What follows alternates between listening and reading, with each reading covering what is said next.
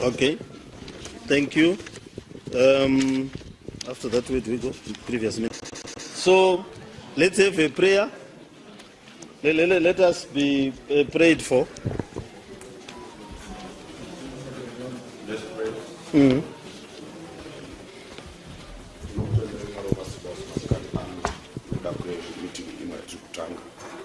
Tinokumbira kuti kwamasimbaso muti kweuchenjeri nezano pakati pedu vatichakurukura zvose zviri paajenda muzuva ranhasi. Tinokumbira mweya mutsvene kuti azaro ndangaro dzedu nepfungwa. Tinokutenda mwari wamasimbaso kuti muri pakati pedu zvatinoronga zvose zvinobudirira. Azvida chikutungamirira muzita raJesu. Amen. Notice. Notice is hereby given that the 1940 ordinary meeting of council will be held in the council chamber at town hall. Thank you. Wednesday, the 1st of October 2025 at 11. Okay. Thank you. After that, where do we go? Previous minutes. Leave of absence.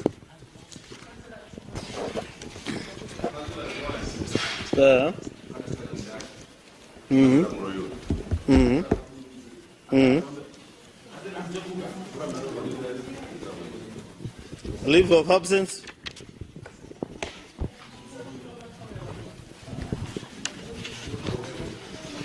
Leave of absence. Okay. Okay. Confirmation of minutes. Yes, Your Worship, we are to confirm the minutes of the 1939 ordinary meeting of council attached here to its Annex A held on the 4th of September 2020. Can we have a mover and a seconder? Those who attended, yes, Councillor Thomas, yes, Councillor Njajati. Communications addressed to the Mayor. 1. Attended the high-level provincial fundraising dinner on substance and drug abuse on the 5th of September 2025, hosted by the provincial or the resident minister. Very good thing. Attended the Sanganai Shananani Tourism Expo, which was held in Mutare, is from 10 to 12 September 2025. There is now a flight from Harare to Mutare, of which I was invited to fly. It takes us 30 minutes to get to Mutare. I want to congratulate my counterpart, the mayor of Mutare, for such an eventuality. It was a good thing. It takes just 30 minutes to get there. Very beautiful scenes. When you are in the sky, you see beautiful mountains, a lovely atmosphere. A very good flight. It's a new plane by Air. I hope it keeps there. It makes the distance between Harare to Mutare shorter. City of Mutare hosted the emergency sensitization workshop in partnership with the Institute of Civil Protection on 11 September 2025 at Mutare City Hall. Emergencies are a big issue. I do hope that we are making headway in relation to ambulances, and we are making headway in relation to the equipment we need to be able to lift trucks on the road, accidents, and so forth. So this is very important. I hope that the relevant committees will report movement on issues of ambulances. The city hosted a successful ZIFA official opening dinner, Total Energies CAF Under-17 Boys Tournament, a mayoral dinner on the 14th of September. As well as most of you know, ZIFA, and we congratulate the president of ZIFA, Ngobile Magwizi, for this notable achievement. The first international tournament in a while was held, soccer tournament was held in Zimbabwe, hosted by Yada Stadium and Norton Stadium. You see how private actors can assist in us being able to host tournaments. Most of these tournaments were packed.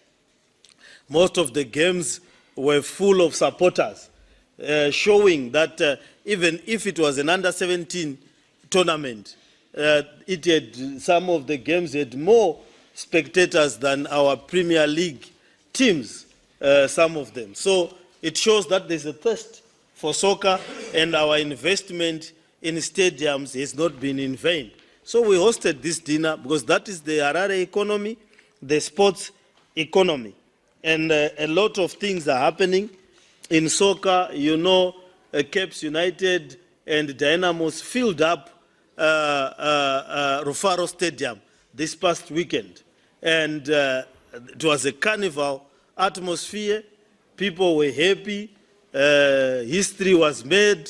Soccer is coming back. And I think people do not give the city of Harare enough credit. But we have brought back the Premier League to life. It was dead until we started renovating Rufaro Stadium. Yes, it is not where it is, but perfect cannot be the enemy of the good. The Premier League, it gives opportunities to our young people. They play, their names are becoming household names. There is pleasure, the scores that some of them are scoring. You can match any league in the world. And I think we'll continue with the renovations in Rufaro. I'm going to keep my feet on the FD's neck and the procurement department for us to pay up and spruce up Rufaro Stadium. I'm happy with the work that's happening in Mavuku Stadium. We need to finish the negotiations on that Mavuku Stadium. We are also going to look at the DZ Stadium to see how far rentals is beginning to work. We are going to bring back on board Gwanzura Stadium, which is going to be the home for Capes United. So, and this is part of our fight against drugs, empowering the youths and giving them an economy. I'm happy with what is happening with soccer in Zimbabwe, and I do promise that we are going to bring back international soccer to Zimbabwe within the beginning of or early next year. We would have done the work that needs to be done for Rufaro to become compliant, and also I'm noticing significant progress at the National Stadium. So our teams will truly and will begin to play at home. Had a meeting with the LAPF board members on the 15th of September 2025. They were looking for money. They have money. I hope you are solving that situation. I had said we are going to have a commission to look at the inquiries. I also raised my concern with the LAPF. I told them that our pensioners are suffering. They are not getting money. It's supposed to be one of the biggest pension funds in the country. As you know, our pension fund owns Jameson Hotel, right? It owns OK Marimba, okay? It owns a number of other shopping centers. Yeah, shopping centers and buildings in town. And buildings in town. I think it owns, is it not the one that owns where there is Babas? Babas, yes. Yes, it is the one that owns the building where we used to have Babas. So it owns a number of buildings in town. It is building a hotel. It has bought land to build a hotel in Victoria Falls as a pension fund. But it is not participating as much as I think it should to bring value to our shareholders. It should be developing to our workers. It should be developing Mustens. It should be building shopping centers. Now you can see ZESA, the ZESA pension fund built a very beautiful shopping center in Marondera. In quick time, when you come to Marondera there, then we know that, so this pension fund must develop and must build and must invest most of the areas that we are looking for investors. How do we look for investors everywhere. When we have a pension fund that is buying land for hotels in Vic Falls, when we have shortages of hotels in Harare, well, Vic Falls might be a good destination, but I think that there is no relationship and our pensioners are suffering. The place to invest in Zimbabwe is Harare. So how do we have a business committee struggling to get investors, yet we have a what? A pension fund. When we have the land, they go and buy land, $2 million US, when they could get land here in Harare for favorable terms because it's our pension fund. I sometimes wonder what happens with our processes. And the people who represent us there, I don't even understand. We don't get regular reports. We are not being fully represented. Now we have got a two-tier pension system. We now give people gratuities when they retire. At the same time, we are paying amounts to the pension fund. So why are we paying to a pension fund when in our collective bargaining agreement, we are now saying everyone who retires, we are giving them a gratuity? It's an oxymoron, a serious contradiction of efforts, and this is one organization. So we've got to marry the two, the pension fund and our negotiations at the collective bargaining, because the employer is paying out twice. You pay a gratuity here when a person retires, but all the time we were contributing to the council pension fund for the very same workers when they retire. And the pension fund is at 6s and 7s in terms of its investment strategy. Why is it not building schools here? Why is it not building for people to get money? Why is it not developing stands for them to sell, or developing stands for some of the workers to buy while they are still unretired, at the same time contributing to their pension fund? There's something wrong with our pension strategy, and I made myself clear to the board members that visited, and I don't know who was appointed to represent us here from council to be at the pension fund. I don't know who that person is. Who is that person? Who represents us there?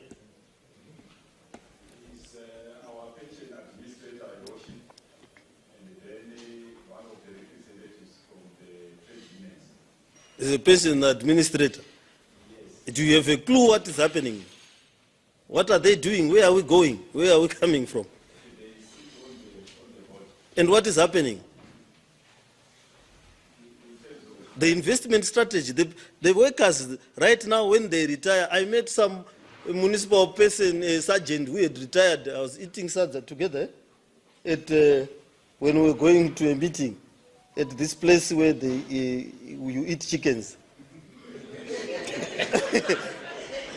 Between Norton and Chegutu. Huku 50, just after the toll gate. Yes, so this man was looking very healthy, but he had retired. Now he was pleading with me that I need to come back to work. Look at me, I can even marry again. The pension is not enough. And I've heard that it has been extended to 70 years. And he was a healthy 60-something. So he was saying, chingondidzoseka kubasa nokuti hapana pension yamuri kundipa ndichiri kushanda, and therefore, so why am I not at work? If I'm good enough to marry, surely I should be good enough to do a bit of work. But it's because there is something wrong with our pension investment strategy and the pensions that we are giving to people. So we are going to meet them in October so that we can explore the further investments after your meeting. That we are pursuing. Yes, but we need a strategy as council. Most of these councillors did not know our pension fund owns Jameson. Most of them don't know that we own OK Marimba. Of course, technically it's the pension fund. They don't know that we own that building where Babas used to be, and many other buildings within town. Throgmorton, we own Throgmorton building as a should I become a pensioner? Yeah? We own those all those buildings. Ndizo. And they were built by pensioners of years ago. What have they built now as a pension fund? What new thing have they built? Do you know? Yes.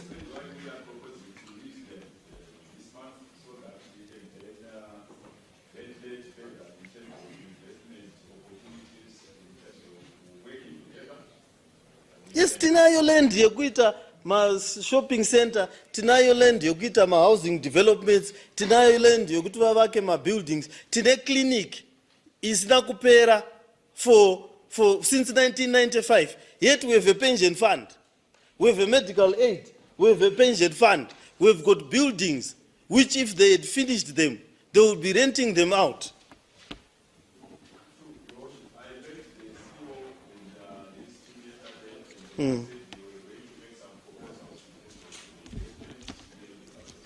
Yeah, they need to make them fast because people are suffering. Our pensioners are miserable. People die as soon as they retire from this place, from sheer poverty. Met with the ZESA Pension Fund on 15 September 2025. I met with the ZESA Pension Fund. They are struggling with is the director of planning here? Yes. The ZESA Pension Fund, they are struggling with the Greencroft Shopping Center. Apparently, they bought the land that Iripasiripa okay paper. Is that correct? You are not aware. Yeah, they are also struggling. That shopping center is as old as Methuselah. And I was asking them, could how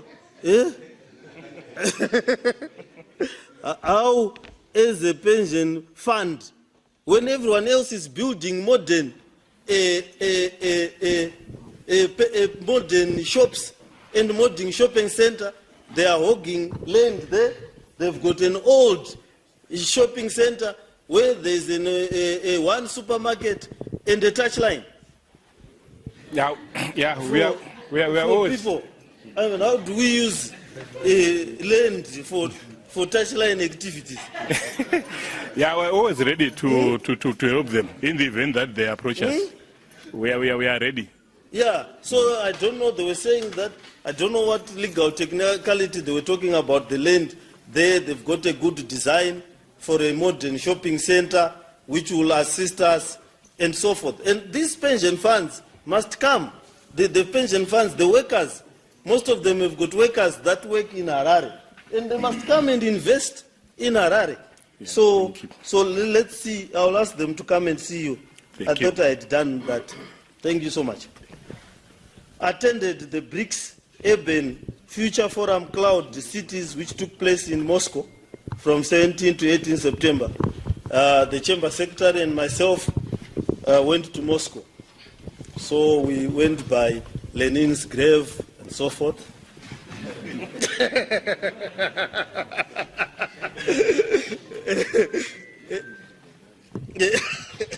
No, we were visiting our communist comrades there. But they are no longer communist, they are very capitalist. I think in Stakasar, they don't even know, they no longer even use the term comrades. Right? Hello, comrades. But it was useful. It's a BRICS summit. There are cities doing, our city was invited. We almost won a prize.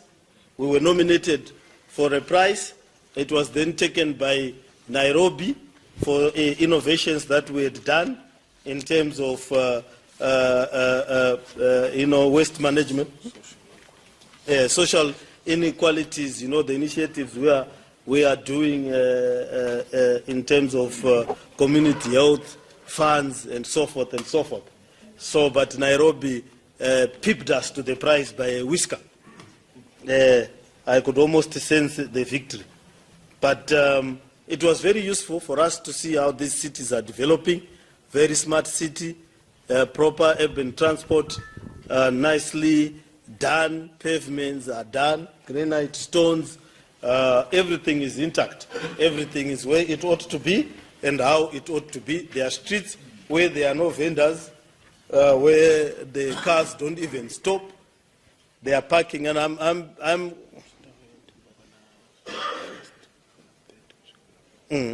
So it has given me an idea that we should seriously consider in this town that kubva kunana First Street kusvika pana 4th to create a quadrant around those businesses where they will not be vending there.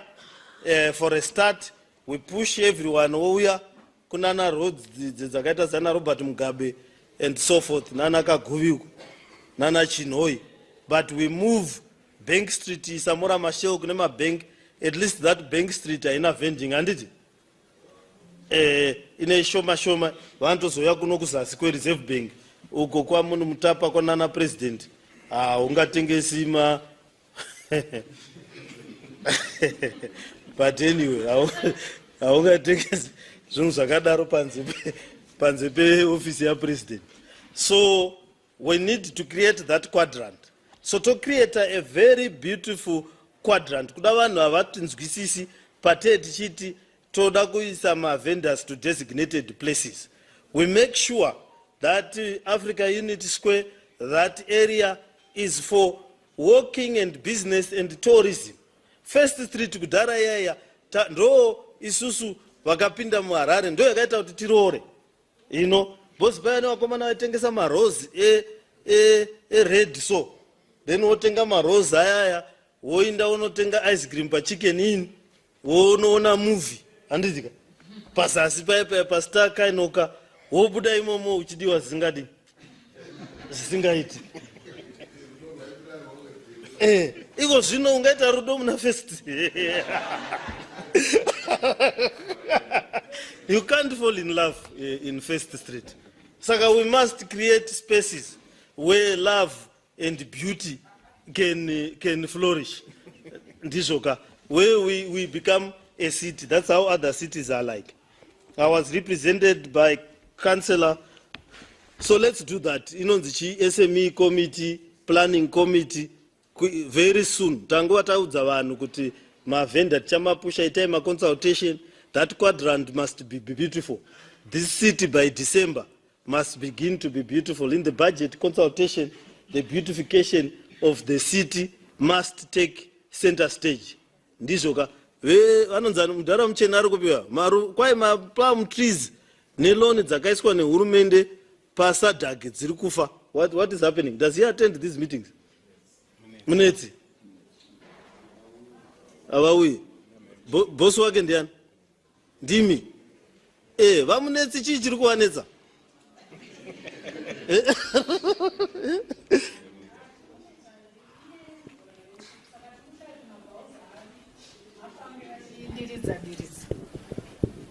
Vakutitukisaka because trabablas iya yanga yakaiswa loan yakanaka stereki.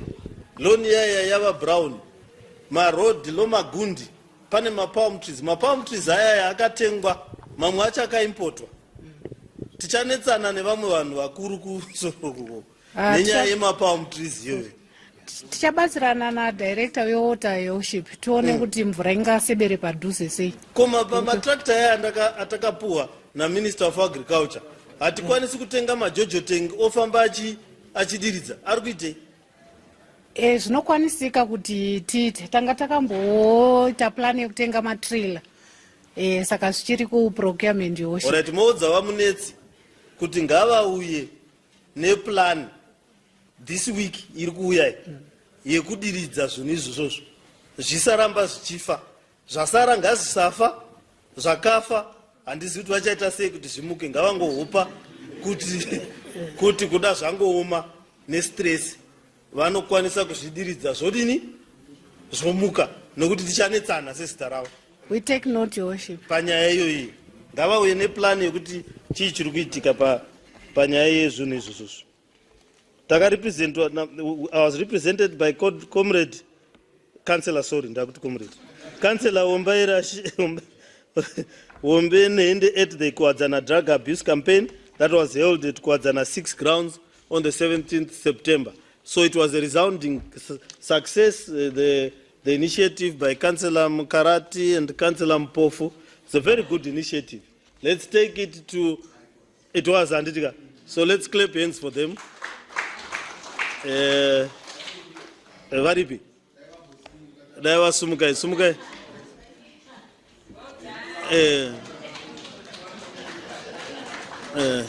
Well done. That was a good initiative, and I think you can sit down. Let's put it out to all the other zones, and then let's have concrete initiatives.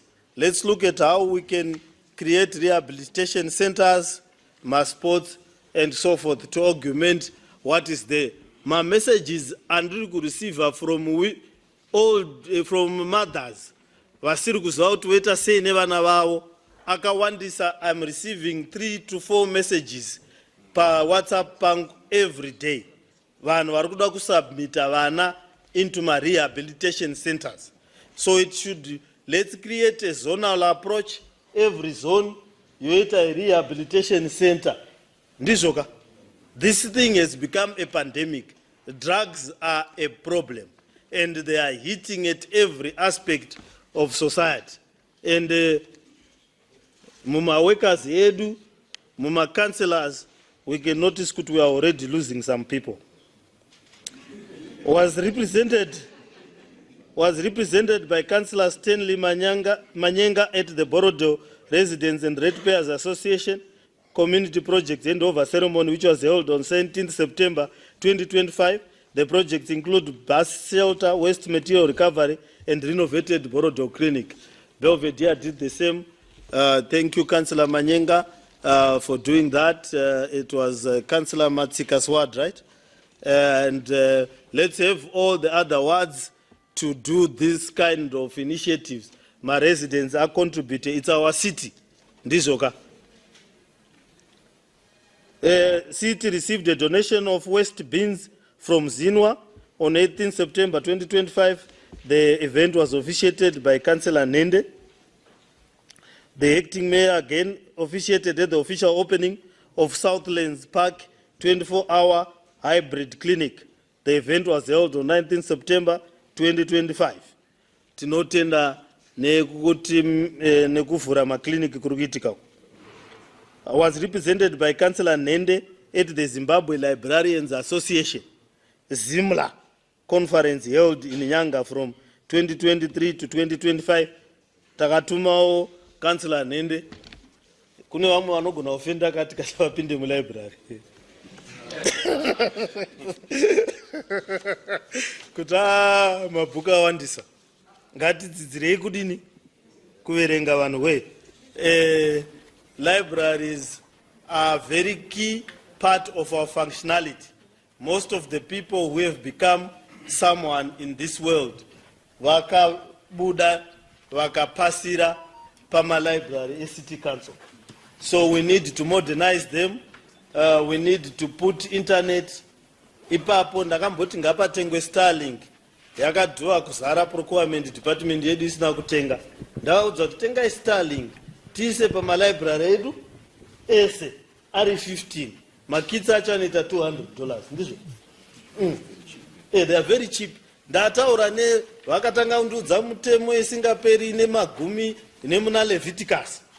Svika Harare yanzi yadini? Yazara. Ndavaudza kuti onai Starlink yauya. Tengai makitsa. Tomaisa pamai? Pama library. Tobhadharira ma students $50. Handiti. Vanhu vouya vachidini? Vachiita zvavanoita. Asi unenge uchingotaura wega.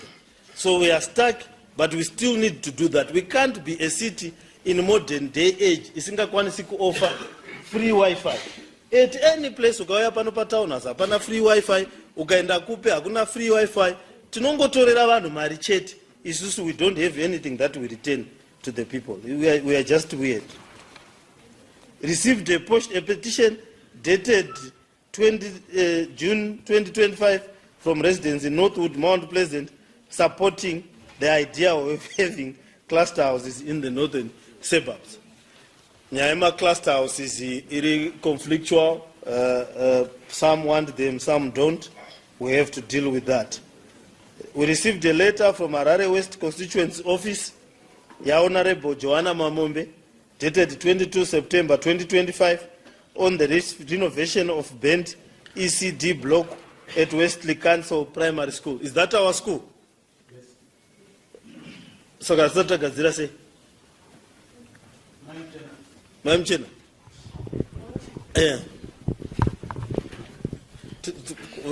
Pane moto kapisa Wesley Primary School. Tine insurance inoita yakaenda zvikanzi atisati mapremiums einsurance saka vasati vakuuya kuzotigadzirisa kuzogadzira izvozvi. So option B atanga tiri kushare kufinance kuti toshandisa beer levy then togadzira internally. Thank you. I'm hearing from the FD kuti kwadzi we paid them this week. Okay, that's good news. Yeah, we actually paid over $1 million. So can we make a beeline armed with the receipt from the FD? We make a beeline to the insurance company this week at Satita and Mama Agudiwa. Toti vauye vagadzire chikoro ichocho. Kana tatadza pakaita problem ngatisamira ngatishandise option. Let's just pay. This is a school, you know. Our lethargy surely cannot be felt by an ECD person. Kuti shuwa ne munhu we ECD tapinda munhamo nokuti council yatadza kuisa roof. I mean, we can't meet our lethargy cannot meet people while least they are trying to grow up. Let's just rescue them from this. Councillor Vekuwa Diroro, please help to push this issue. I received a letter from the Ministry of Local Government to assist members of Parliament who do not have places to stay. So there is a letter that when I receive a letter from the minister, I am required to read it in council, so that it is recorded as such. His Worship the Mayor of the City of Harare, Councillor J. Mafumi, request for low-density residential stands for members of Parliament. Reference is made to the above captioned matter. The Ministry of Local Government and Public Works is rolling out the members of Parliament residential stands scheme throughout the country. However, the Ministry has no low-density residential stands for this program in Harare. Given the foregoing, may you avail at least 30 low-density planned residential stands in the northern suburbs in your area of jurisdiction for this program. May you therefore furnish the Ministry with the list of stands identified for this cause by the 19th of September 2025. The Ministry of Local Government and Public Works shall identify and transfer urban land of equal value to the local authority in the shortest possible time. Be guided accordingly. Honorable D. Garwe, Minister of Local Government and Public Works. So I'm being guided accordingly. Yes. Eh?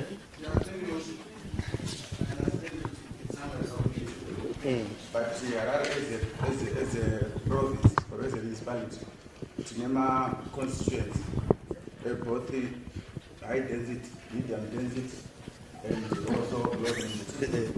And the rest in the MP, maybe where high density, or where low density. I'm not seeing the sense. So the idea and equity, if they're going to be assisted, they're supposed to be assisted in their particular constituencies, but also on the condition equity, they don't own any other residential property. I'm sure that is the case. It will be taken into consideration. Yeah, by only issue content equity, low density, Okay. including those who but came from you Churu might Farm. want Thank to you. confer with your fellow councillors. Right. They might not agree with the principle that you want to apply to the MPs. No, I get you, but at least we are not supposed to make sure that we are a local authority. No, I hear you, but I'm saying, kumutemo tinoti zvaunenge waaplya uko zogona kuzoplya uko. So let's see, tino makansela ekuma high density vanodawo svibandi. But as we also aware, But let's look at it. Let's look at it on a case by case basis, so that we don't create a resolution or a hard and fast rule. Muno inozotibatawo. no, it's not even a problem if you apply locally, patiri, because umwe na umwe ane kwa anogara, ane kwa anomirira. But my issue, it's not about the councillors, your worship.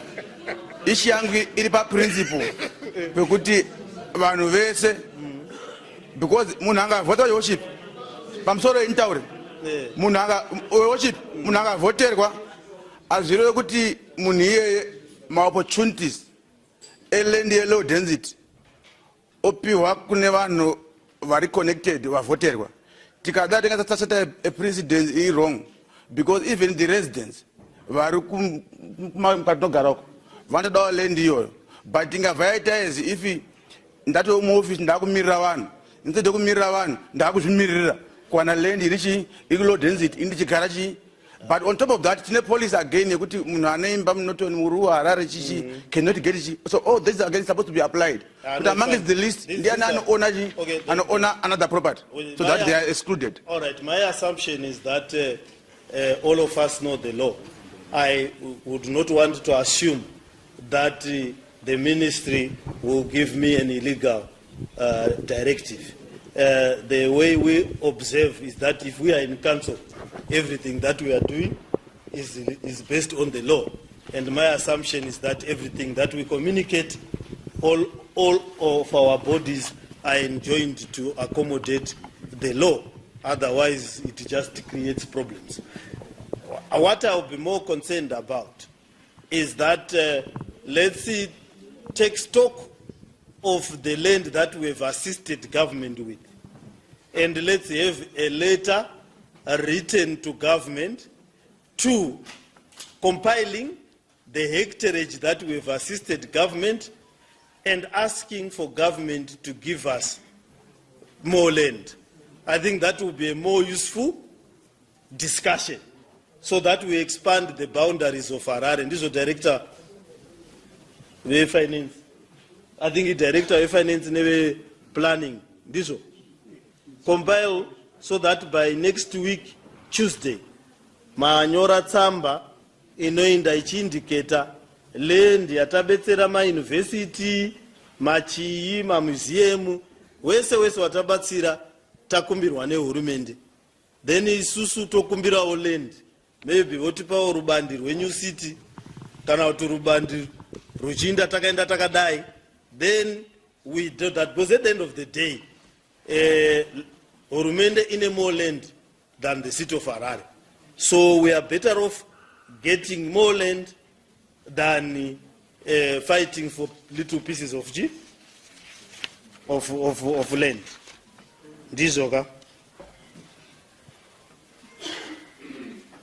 Okay. So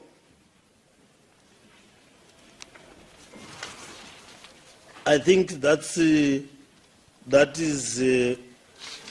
is all we have in terms of communications from to the mayor.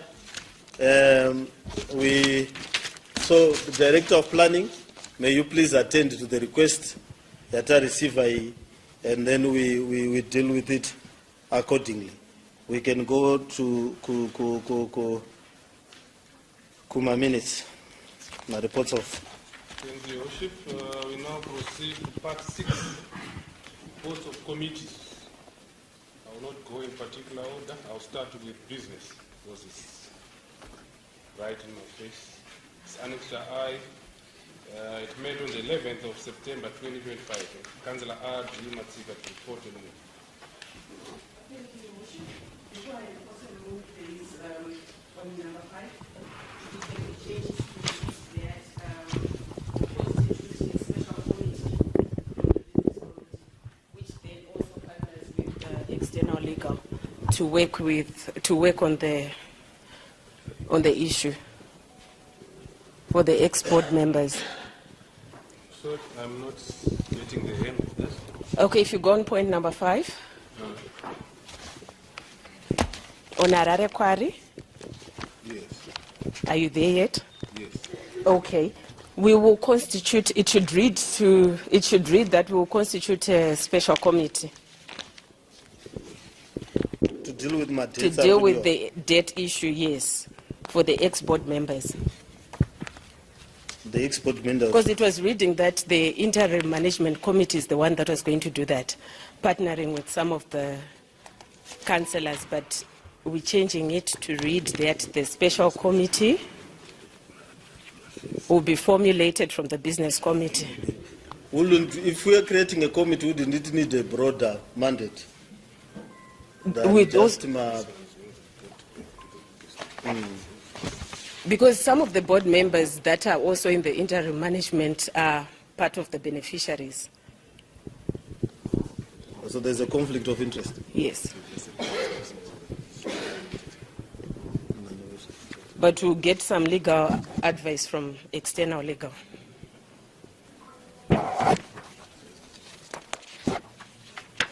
Okay, can you elaborate your concern a bit more?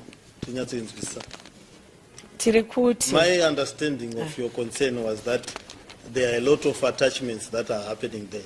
Yes. And there are a lot of issues around that need to be dealt with in terms of by creation of a committee. Or maybe you might want to take it back to committee and discuss it.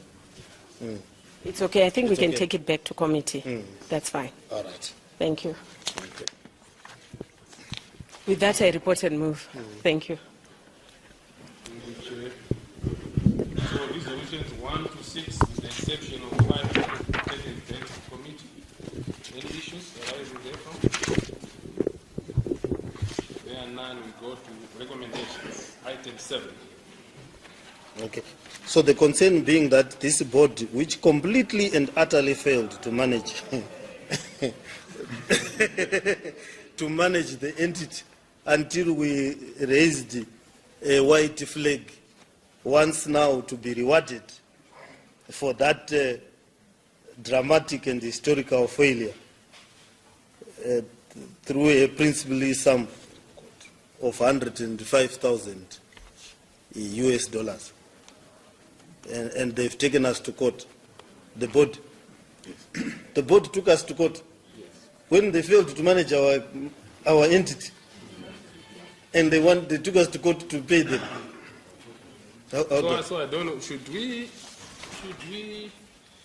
set up a what do you call it? Special committee, or we should wait for the case to run its course before the court?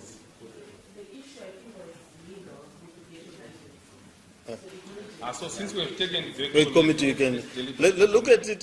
Let's look at it. Look, if people whom we appoint on board, if they have taken us, who are those people who have taken us to court?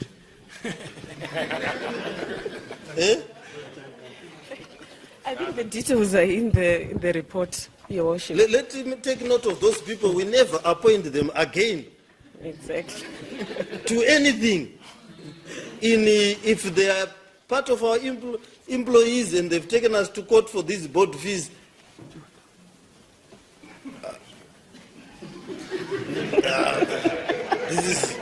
this is dramatically bad, isn't it?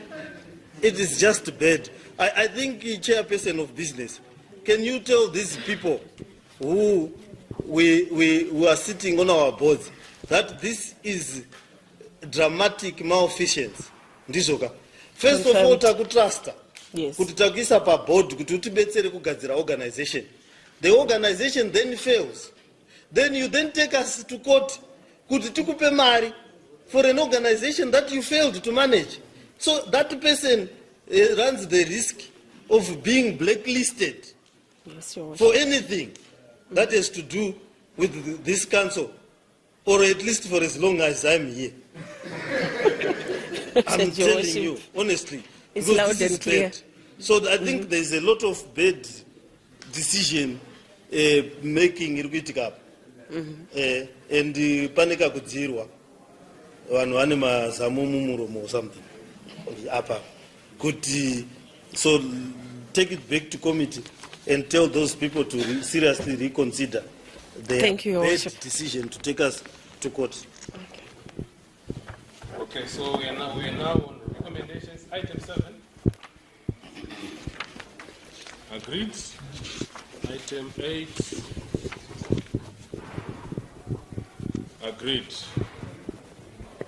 I started with you, Chair. I thought your committee was a walk in the park, but I found myself in a jungle. So we now move to health, disaster, risk management and public safety. Annexure K. Councillor K. Kazombe chaired that meeting, so is he around? No. I apologize. Councillor Machirori, to report and move. He's out. He was here. Let me check who else was there. Who else was there? Let me check the minutes. Councillor Jacobo. Out again? Oh, he's here. Thank you. Thank you, Councillor Jacobo. Resolutions 1 to 10. Any issues? There are no issues. Recommendation under item 11.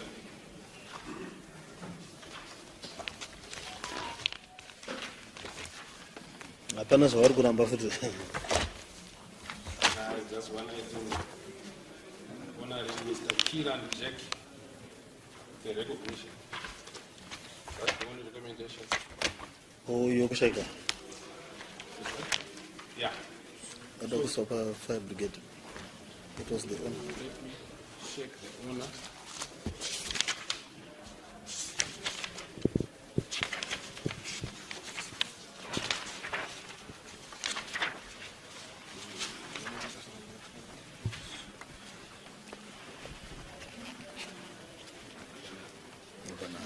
Cement bench inscription.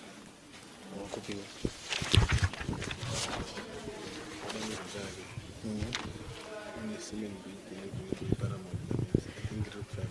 Oh, Jack's name and life. That's on a city owned. So we want to inscribe Mr. Kiran Jack's name and life dates on the door of a city on the fire engine. Now, Mr. Kiran Jack is one of those people who assist us with our fire engine co-emergence services group.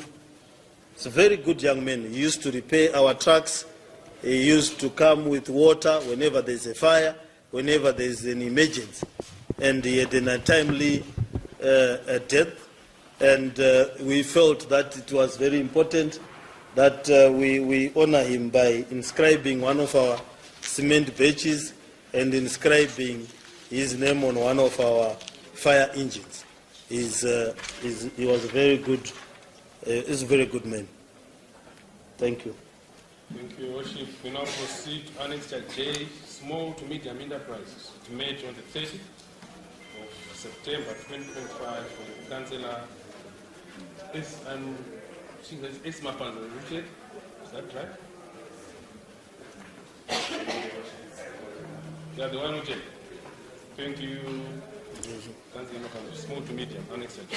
Okay. Resolutions 1 to 6. 1 to 6. No issues. There were no recommendations. So we are done with that. Annexure B, EMC, WASH.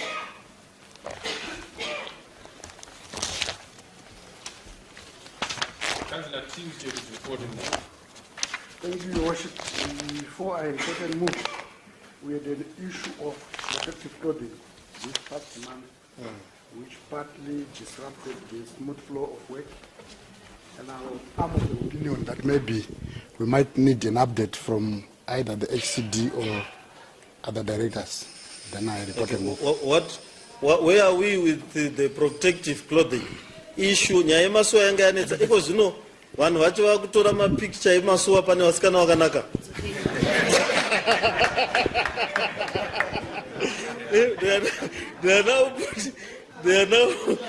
They are now putting beautiful people on the sewer now. We are confused. Teta kuti tonobatsira hatichazivi tobatsira upi. Tobatsira suwa yacho, tobatsira mudzimai wacho. Zvacho zvangwa neconfusion. Thank you, Your Worship. Our employees were issued with the PPC and they are now back at work. Yes. What? Vakapiwa vakadzoka. Takavapa ma-work suits. Tikavapa no, I think I will get the statistics. But takavapa ma-work suits. Tikavapa ma-gum shoes. Tikavapa ma-gloves. Tikavapa ma-oxygen mask. Tikavapa ma-gas masks. So all of them, they then returned to work. What's our staff complement there? For 1,600. That was 600 for Harare. So all the 1,600? Yes, they are now back at work. They are back at work and they are covered in terms of protective clothing? Yes, 100%. Yes. Okay. Still on the same issue, Worship. Panyaya yevashandi vedu vekumvura in terms of motors dzinovatakura kuenda kunoita mabasa ezvemasiweji hakuna motikari mastation dzakasiyana siyana. For example, kwende kwanza mota iri kunzi yakauya kuzogadzirwa yanewo mota 24 months. What is happening with the 40 cars dzeHelcro vakunyandini?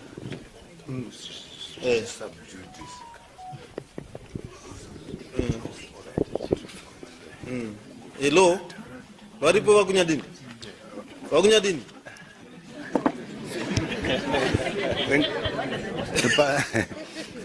I'm sorry, Your Worship. No, dziri kubrandwa nokuregister. Dziri kubrandwa nokuregister. Nekuregister.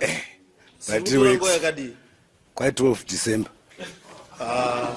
Zruda launchwa na president musi wa 12. Angadzishandika dziri kubrandwa dziri kuitwa sei ariswa mata dziri kuiswa matatu here. Karen. Dziri kuiswa chiko, dziri kuiswa matatu here. What? Ta negotiate navo kuti can't they give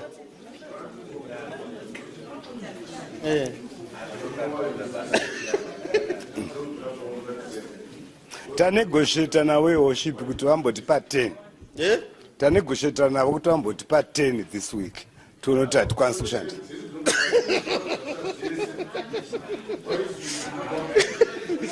This is a private sector here muri kushandira.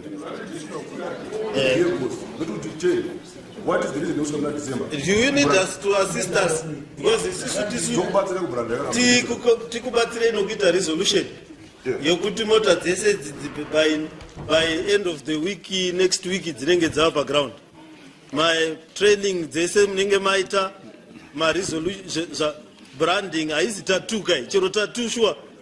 Pane vane matatu muno makansela. Mutudze kuti zvotora nguva yakadi. Yeah, I think I'll come to your office, Mayor Mu, Your Worship, mutibatsira kuti tingaita sei. Totokubatsira muno mukanzo katiita resolution. Ngatitension yokuti this the letter.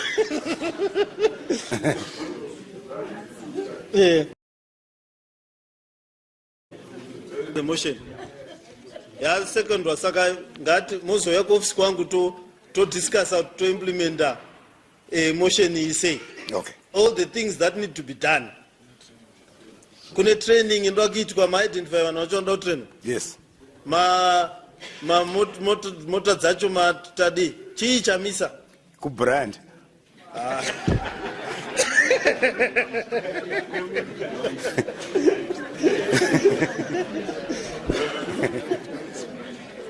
Atizoda brand wazolonjwa na president. Samuda kuti ndinoudza president kuti chindipa mota.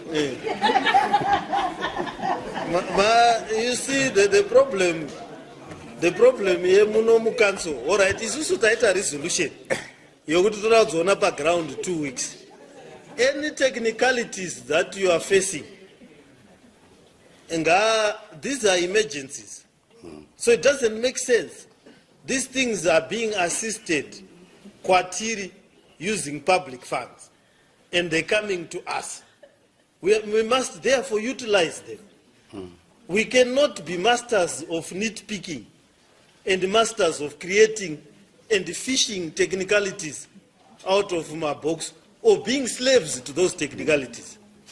So let's get the vehicles, starting with the ones that matter to require immediately, and they say in 2 weeks' time, zinge zadini, zapa ground, trukwira. Can I come again, Your Worship? We've received a letter that the vehicles Ziripo are waiting for the launch by His Excellence. So we said, can we wait for the launch in Excellence? Chimboti pa obijana. Tuvanzi tombo by 10. So that they will be here? Yes. Okay. Sangati chilonjai? Launch actually at 12 December. Okay.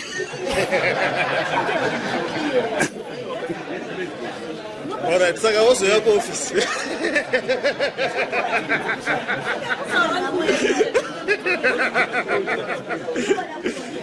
All right. Saka pagaipa. Saka chipuwa hii dhacho kaona ishi. All right. Chita iso. Ngati chipuwa hii dhacho. Ziripo.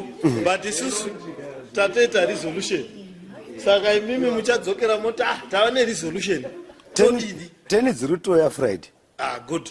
Because I want this problem. Or because vanhu vakufunga kuti ndiri kuda picture here instead yekugadzira suwa. Indatori consent. Kuti musikana uyu amira pai pamasuwa. And then taifangwa kubhanya nemota tisvike chi ipapo achiripo.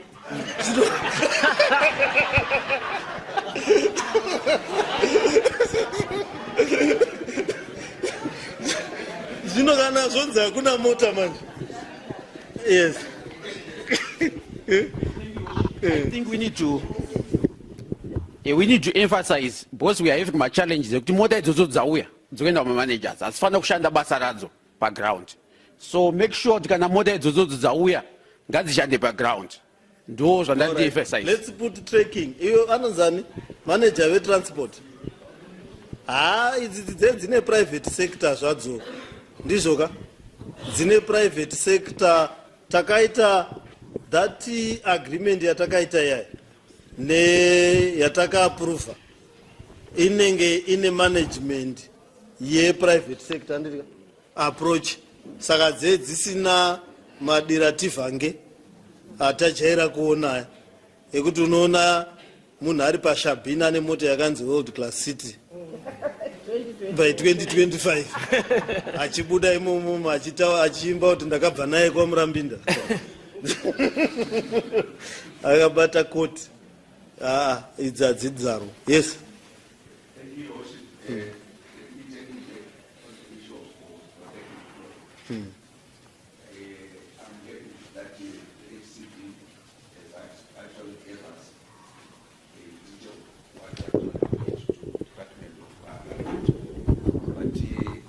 Understanding that all protective clothes they cut across the whole city. So I just want him also to tell us the status of other departments regarding protective clothes, because very soon otherwise we can still be able to be in the same situation in the other departments. So we want also to hear from them what is the position regarding the other departments. I liked the buying method Makaita this time. And Makainda kunonzi Paramount Kamenziga. Mukaenda kunotenga mabhutsu kubata. And those are tofangokita. Exactly. Kwete zvokuti magarments anobva from Mofu Private Limited. Mofu havasoni kana chigamba che.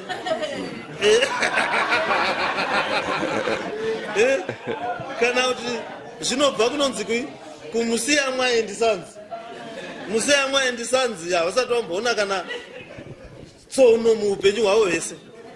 Alright, dzamira sei protective clothes? Buying your worship from Harare Water, we are moving to the Department of Works, then Housing, and all the other departments. So the things are under control. So we are going to be giving them. Yes. Murungonanga kakunana Paramount kwano manufacture. Yes, Paramount. Paramount got shangu kubata. Butter, yes, from the manufacturers. Tikaita procurement yakadaro zvinhu hazvitinetsi. Kwete yenyu yefeja iyi inosiitwa yokuti tenge tingonotenga zvinhu kunana Musosoti Private Limited. Sure, kuti zviri kufamba sei?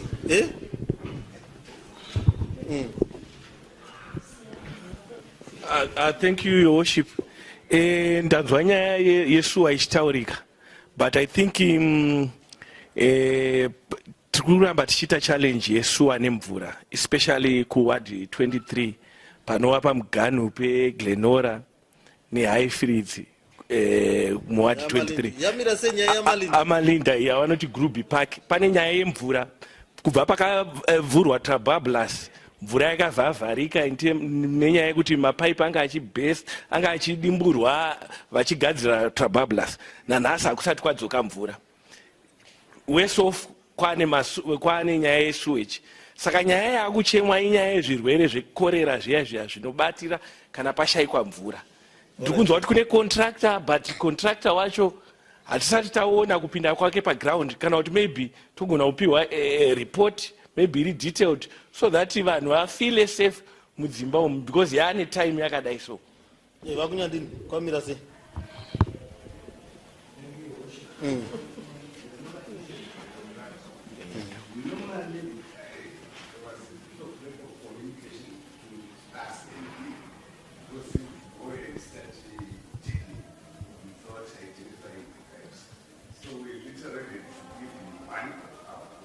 The challenge now is programming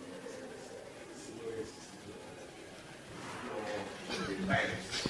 Now we've already removed a low direction by yesterday. So we're working with the computer to remove the line outside the road. So we are working with that. Iyi ndeyo yekuTrabablas. All right.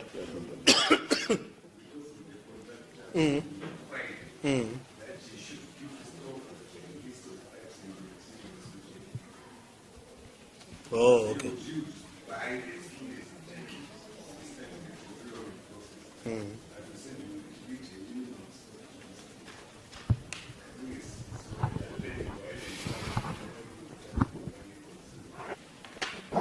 Okay.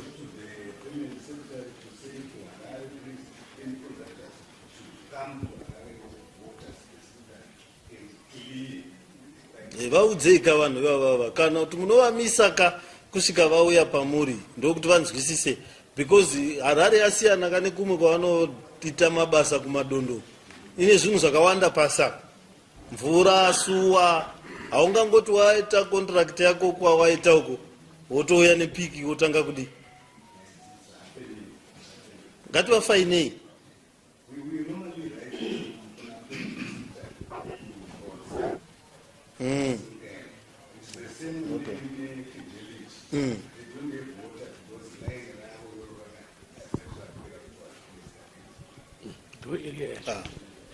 Zvimwe zvinhu ngatireplace toisa pabhiri ravo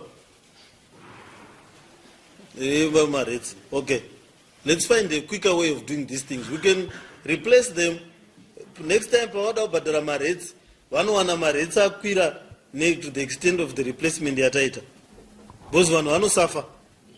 And people kuti tivape ma-explanations ekuti kuna ningi, people don't care. They expect kuti tine coordination kuma various arms of government. Techingodaidzira one government approach, one government, then takudambura masuwa. Okay. Ende yadini wash yapera. We are left with recommendations. Item 7. Agreed. Item 8. Agreed. Let's proceed to sports. I saw Councillor Manyenga's suit is very nice, so should come ahead of audit. Thank you, Chamber. I report and move. Resolutions 1 to 8. 1 to 8. No issues. There are no recommendations, so we now move to audit. Audit, Councillor JC Shoko to report and move. Murumbo Inspector Mawek Sema Stadium. Arukufamba. Yeah, there has been some improvement after we had our sports meeting. Paishaikwa fertilizer ne zvakadaro. So the FD last week advised us that he had paid the procurement that saka. I think there is a slight improvement, even though there is still a lot to be done, Your Worship. Okay. Yeah. Let's do Inonziko Atakapa Mavuku. What's the progress? Mavuku, the problem that we are having is in our departments. I don't know my bureaucracy. Right now, the last letter that was supposed to be approved in the Chamber's house is at planning. Menos tarisa kuda approve. Then also kuna chamber so that chamber can give a green light. So I was suggesting Nikuti Mashtaura, Your Worship, maybe you can help us speed up issue because that 2 months, if I'm not mistaken. Chamisa.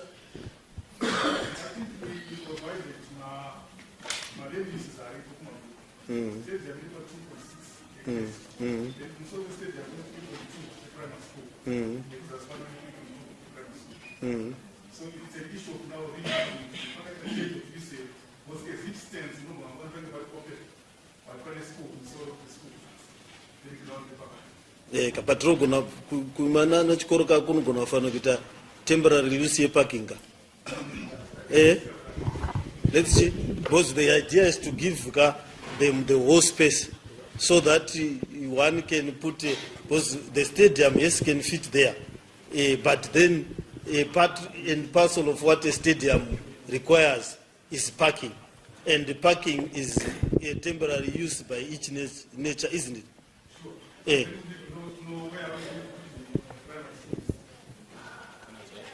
Akana dzakuya vanokubvisa ka parking ya iye munhu wacho anongoudzoka kanzi unozoita primary school handizvo kasaka ngativapeka chitinyorerai tigadzirisi monyorera vechamber secretary kuti this is the hectarage available, but this one has got this kind of hindrances.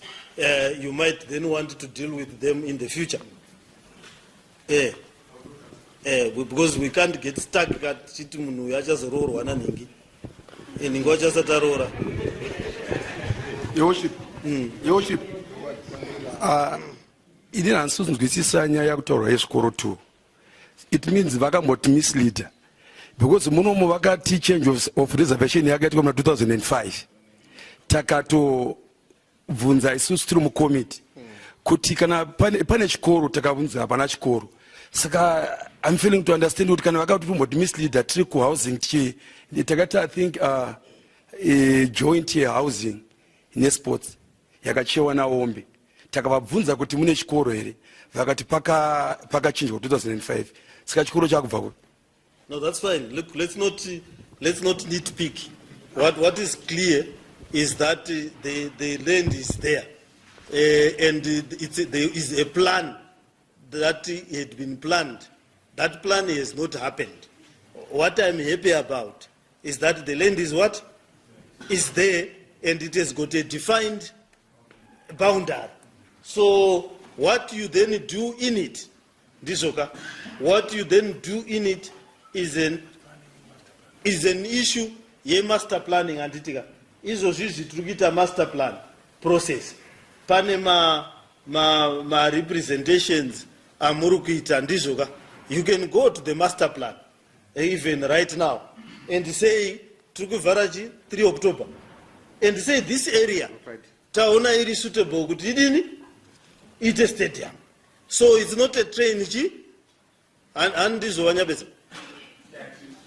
It's true, we are in a master planning process.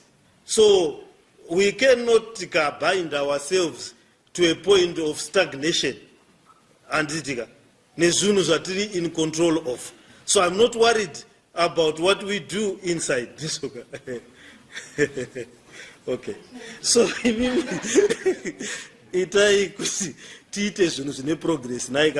In any case, my stadiums are not in contradictions with my academies. One can put an academy there, a learning academy, dealer from primary to secondary on the periphery and still be able to accommodate parking and so forth and have an academy which will also teach people primary level and secondary level. As is reason. True. So let's see. So what is clear from us is that we intend to utilize, to allow the person who have given the lease to utilize that area for whatever purpose which is within the plan or the purpose that we agreed to. Isn't it? Yeah. So let's communicate the hectareage yakadaro in its entirety to the Chamber Secretary's office. Ndisoka. All right. Next. Okay.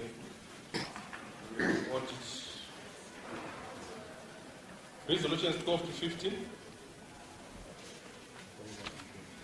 No issues. Sorry, oh, you don't. We digressed a lot. Sorry for that. All right, thank you. I do report it. Thank you. Resolution 12 to 15. No issues. 1 to 11. Resolution is 1 to 11. So you misled me.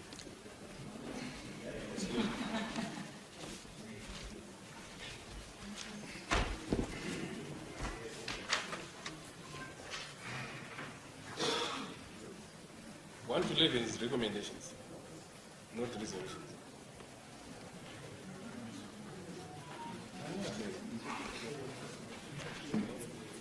So resolutions is 12 to 15.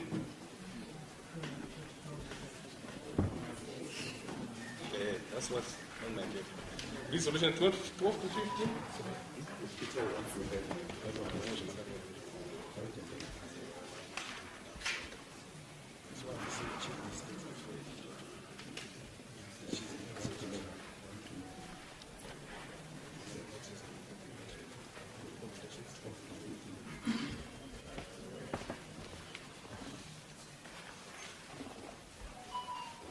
Okay, resolutions 1 to 11. Any issues? There are none. Then recommendation 12 to 15. Item 12.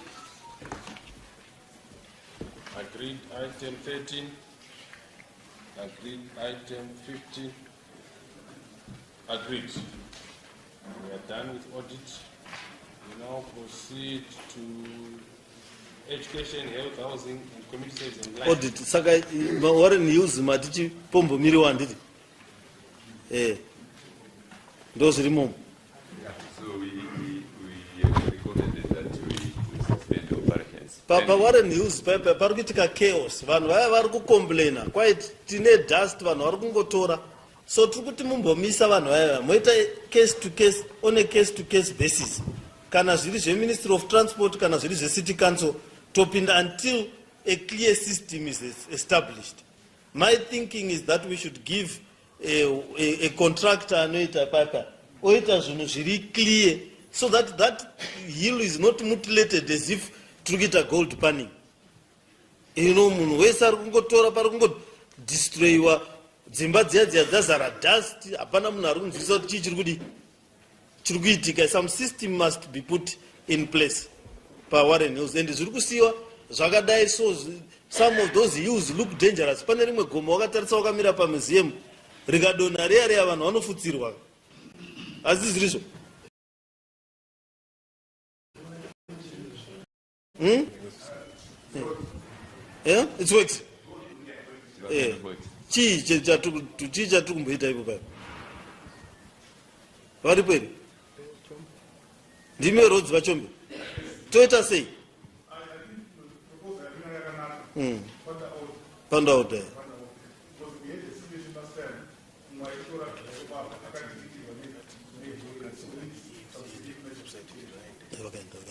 So that do result in site visit.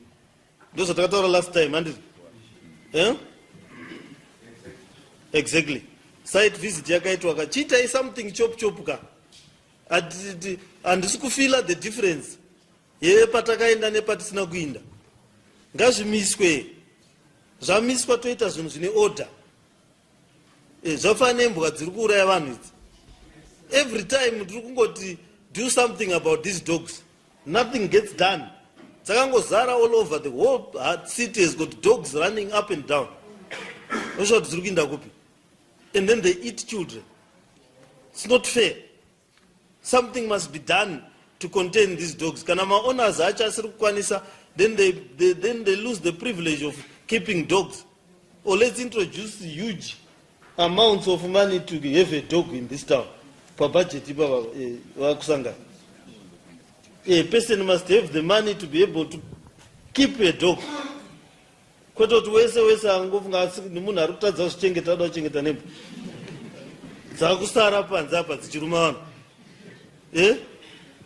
not correct, it's not fair. I would get killed by a dog in a city. So let's deal with that situation.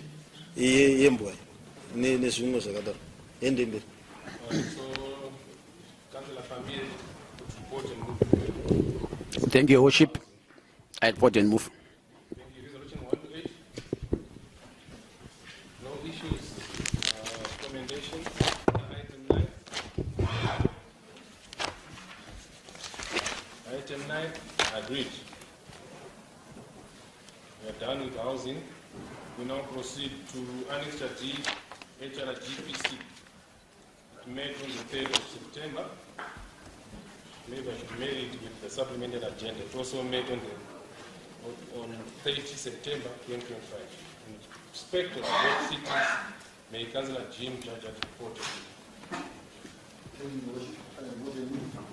Thank you, Chair. We'll start with minutes dated 3 September 2025. Resolutions 1 to 25. Oh, Councillor Thomas, I thought you wanted to say something.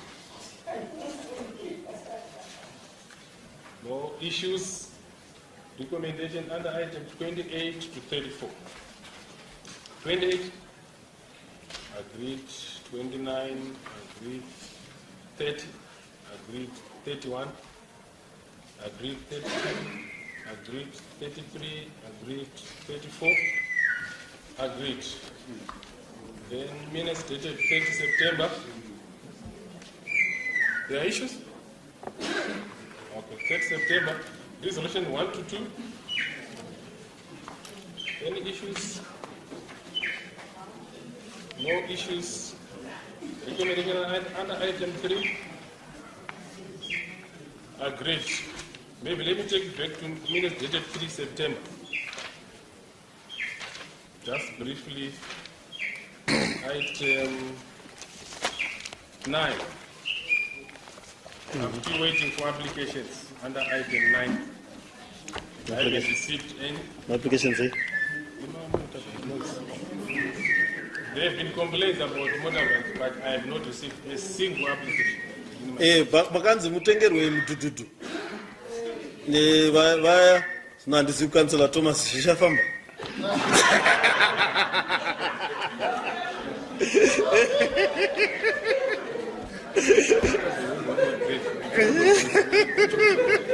But the consolation is that takapuwa motorbike ne grave. Saka zvikaenda nepamwe free grave ririchi rirave. Saka mutututu ne grave zviri kufambirana. So I think, look, I don't know, do we need to write a letter? Maybe we can ask you to maybe write a letter to ask that if a person can top up that loan, then they will be able to top up the loan and buy, and they will be allowed to top up and buy a small vehicle. No, there are two facilities. One for a motorbike, one for a car.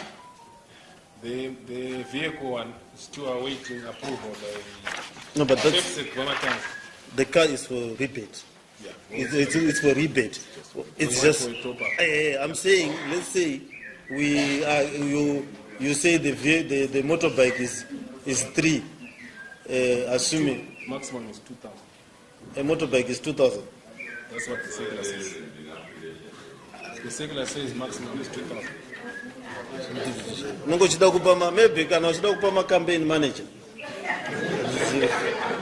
Nungo data say.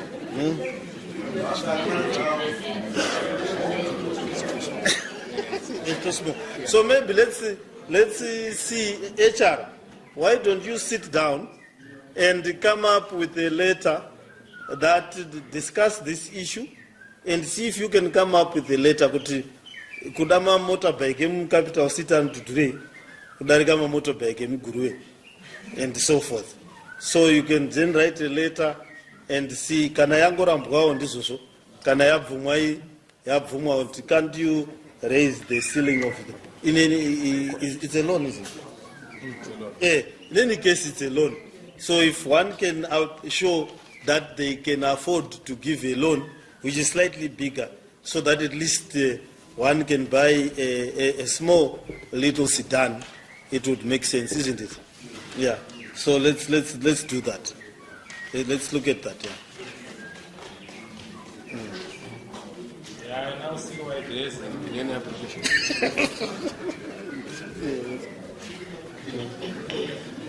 Okay, let's move to Annexure page Finance and Development. It met on the 9th and 17th of September. Councillor C. Monday, he report and move in respect of the minutes dated 9 September. Is he in? Also in his. So, Councillor Rizan, report and move in respect of both cities. 9 September and 17 September. Before I go to move on item 17 September, I want to draw your attention to item number 4, Your Worship.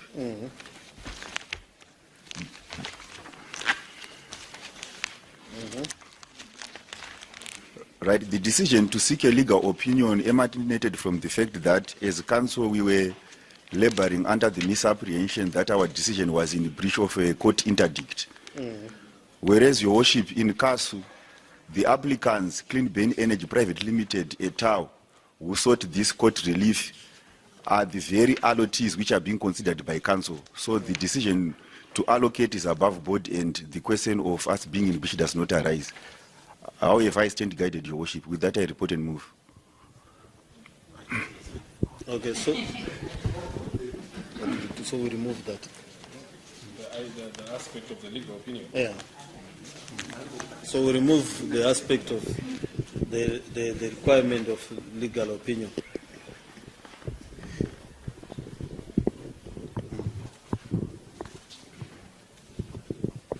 Yeah, it wasn't an interdict per se. It was just a court application. It's court application. So there is no interdict, and there is no bar to proceedings. Proceeding. Okay. Okay, thank you, Vice Chair. Resolutions 1 to 16 in respect of minutes dated 9 September. 1 to 16. Maakutaura zvana in kasu asi muri kuverenga.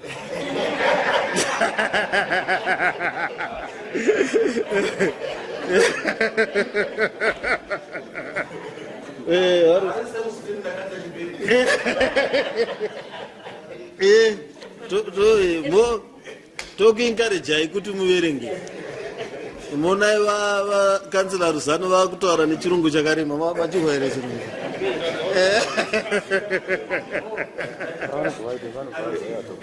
Vakutaura maallotees et al. Aiwa, kudzidza kwakanaka.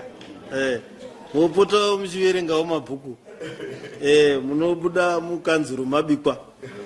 Ozongofunga kuti tisu tiri kumagadzira mawedzi takagara kuno. Antoriko mawedzi atotaura kuti tiri kumusoro kuno. Antoexista. Vanarusano vakutosangana nawo. Saka zvinhu zvakanaka. No, we are happy for you and anyone else who is advancing themselves in any way, shape, form or manner. Okay, so resolution 1 to 16, there were no issues. So 17 to 52 is quite a mouthful, so I'll just consider all of those items as a whole. Okay. Anyone with no financial problem. Okay. Anyone with any issues regarding recommendation 17 to 52 of minutes dated 9 September. 9 September. Give you 2 minutes, just browse through. And think, browse your brain. If there's anyone who is conflicted, may they recuse themselves. I believe there's a statement with that. Kana bana allocate wanga Buddha. A beneficiary. Kana bana allotee. In Kasu.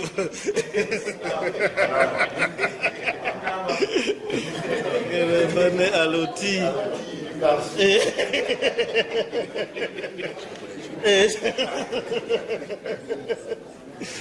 And pana allotee in Kasu.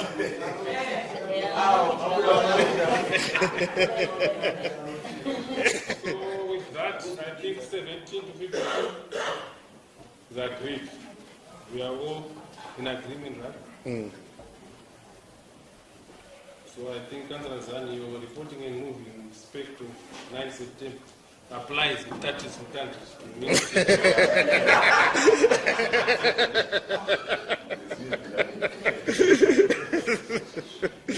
One to 6. No issues. Recommendation 7 to 17. 7, agreed. 8, agreed. 9, agreed. 10, agreed. 11, agreed. 4, agreed. 13, agreed. 14, agreed. 15, agreed. 16, agreed. Lastly 17. So you may copy number.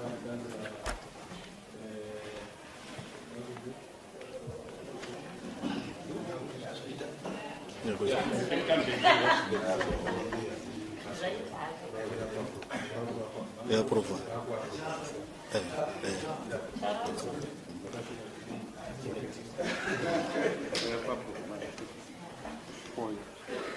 So we are done with finance. Okay. We are almost there. Finance, I would want to announce that we now have signed the ERP, the BIQ. It has been signed by the relevant offices. We were taken to court. Now, this ERP was one of, they lost. This one was one of the issues that a lot of letters had been written to me by the minister to make sure, and also the 10-point plan by the president, that every municipality must have a functional ERP. We have, and then it was the recommendation of the parliamentary committee, the auditor general, that we must return back the ERP, firstly to search for the 200 million, which kept being talked about, and also to have a functional system. So the previous or the current service provider took us to court to stop us engaging. We had to engage this new ERP using the ministry and a council procurement. So it was signed. We were taken to court.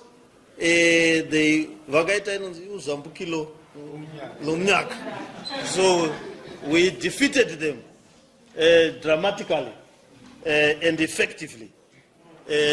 So We are happy that the long-running saga of not having an ERP, creating problems with our fiscalizations and many other problems, has now come to an end. And therefore, this process, Chamber Secretary and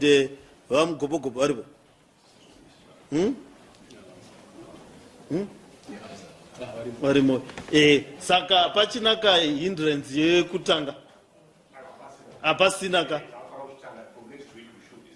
From next week you should be starting. So kwadi chiregerai kundiudza mahindrance. Yato costa a lot of people as we speak, and I remember, you can sit, I remember a lot of you, the attacker from within and from without, could say in Druguda ARP, Muchindipama accusations, and so forth. But history has vindicated me, and history has been kind in that it has vindicated me while I'm here. And this habit of officials working with the people to take us to court on issues that are unrelated to your own personal issues with the organization must stop. People get confidential documents which they attach. You can clearly see that this affidavit has been assisted from within, going against the council. Earlier we were talking about people suing the very same council for monies. Angasichimira izvi nokuti tichaita ma-problems or munhu achasangana nezvaari kutsvaga in record time, because we can't be an organization that fights itself from within. Tiri kuda kuinda uko mumwe munhu ari kunosevenza nevamwe vanhu kuti atistope kuita zvinhu zvinoita further the interests of the organization. And it's something chiri kukripa kuvashandi, something chiri kukripa kuma councillors. Tiri kuti towina with the costs against you. We must start collecting these costs from some of these people, Chamber Secretary. Because munhu anotora action against their own organizations zvisina merit, woruza all the time.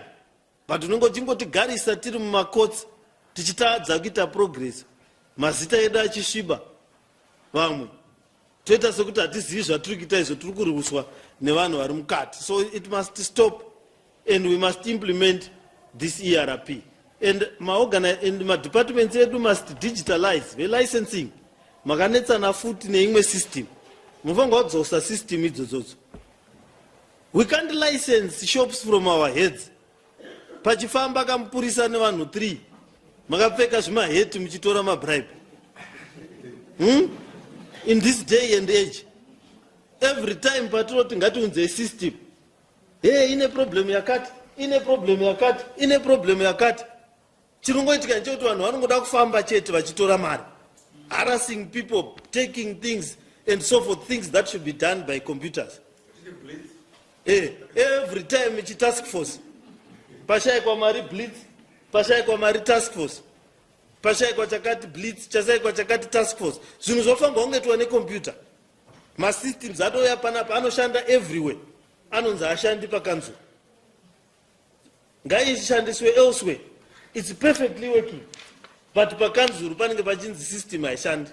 Tiri kuda kuti tiri kudzoka iko zvino ndiri kuuya kuzoita hondo nenyaya yelicensing. Because we can't license nemakumbo tichifamba kudai. Tichilicensa iko cashinator profit. Yakangogara unozvitengera phone, unozvitengera gadget. Asi unopa ivo mari. Pane musi wavanofamba vachivinga mari dzavo. No, it doesn't happen. All the countries that took famba dzedze.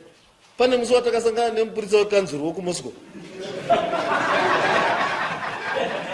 Achizoga mari akamira neheti kuseri kwerestaurant. Pane imwe restaurant yandodya kunosvika palunch pega pega panosvika vanhu 3. Vachisvika vachibvunza munhu ari kubika sadza. Kuti tiri kuda mari yekanzuru. izvozvo uri kudya sadza uri kuona vanhu vari kuenda kuseri uku kupanapa pandiri kuya ndichidya lunch every day panouya mapurisa every day chii cheichiitika zvonzi aiwa tichivapa mari yokuti vasati vhara. What kind of management is that? So this ngatigare tiri muofisi munhu achiziva kuti iwe torai mota minde pashop number 56 muna Samora Machel havasati vabhadhara chi license. Turns green for all those that have paid, turns yellow for those that have not paid but are within time, turns red for those that need to be closed, have other colors for those that we need to send to our lawyers. And it's as simple as that. Asi tinodzingirana navo hachishandi taakutaura kuti dzosai system enge inzi kwai meya vadya ndodya mhepo here nokuti tiri kuda system. Everyone questions me vandinofamba venyu problem munogara hamundiwo kune vanhu vanenge vanofunga kwatofamba unenge uchibvunzwa kuti Jacob, why doesn't it work? Why doesn't it work like other cities? What's wrong with your system? And you can't answer. You are presiding over a system of biblical practices 2,000 years ago. One avadima system. That must stop. Torokuda kuintroduce a system AFD na anonzani. Na mgobo. We can't have an IT department without IT. How does that happen? And it's the biggest IT department in town. Dakambo sign and chiri HR chair muchinda ku workshop yenyu yema computer yegore rupera. Memory wangani? Mgobo. Munenda muri wangani? 10 people. Vanenge vari pano vari kuti kwai tiri kuita makombuta, tiri kuita IT. Pano pasina kana IT. Muno takangotarisana sematemba. Hapana kana gadget kana chitebho chine microphone yokutaura kana PA system kana screen yokuisa inonzi chi ma presentations. Nothing. Tasi vanhu vari parally. Kumwe kunobayiwa mabhatani anoda kutaura asimudziriwo pana panongo chinzi tumhuka sehowa. Vamwe vanoti kana unoda kutaura vanobaya chi bhatani kuti ndiri kudawo kudi kutaura wotaurawo kana wazi microphone yodzima kunongo kwai ndoridza mheno zidanda randopuwa ndoti kwai kuti munhu anyarara. Rakatonyigwa zidanda racho kumwe vanodzima microphone. So chamber inoi chii chamisa nyaya kuti chamber inoi inge iri modern. Pade pane makamera akatachwa vanhu vachiona maworkers ari kumastations kwavo vachiona full council ichidini ichiitwa vachinzwisa kuti no ndo zviri kutaurwa. Then maresidents kana achida kunoungana pane munhu ane wifi vachiona tichitaura pamusoro pemaissues ani avo. So I don't understand. These things are cheap. They are cheap. Handitika kuchina uko zvinogadzirwa ukatenga 1 unopuwa dozen. So there's no excuse for us. Tapapi ora ndiana ari kutenga tiri papi ne ndimi veIT ndimi chemba ndimi munotigadzira zvandokutaura takaita isusu 2023 ikaenda kutenda but haina kubuda. Ikaenda kutenda last year haina kubuda. This year ndatosiya mabhacho kwatawu black ndichitopinda muno kuti izoti kutenga maequipment yacho ibisa muno. Haina kubuda chike inenge ichizvarwa memchire kuti haina kubuda. Tender process. What we are saying is we procure these things. Isusu we give the technical specification. Then zvozotengwa nevanofana kutenga. Saka vana vanotenga ndo vasina kutenga. Koma desk nemachair. Asi zvenyu. Imi zvekompyuta zvacho munoreveiko kamuchiti mamaudza shop yavanonotenga chii chachaitika kuti chisatengwa? Makaawardha tenda yacho. Specification technical specification yemacameras mamaika muri kutaura ese iwaya zvese zviripo zvamuri kutaura izvozvo, all the modern things that are there, but you'd find that I think yakaenda kutenda, but from what I heard zvakanzi izvo vakashaya someone who responded, which I feel is is not possible. Vari kupi vanhu vacho? Vanhu veprocurement vane system yekusauya. They always claim to be busy procuring nothing. And then, muno meeting, they find an excuse yekusauya. Ari kupiwa ukumboya akapfeka short.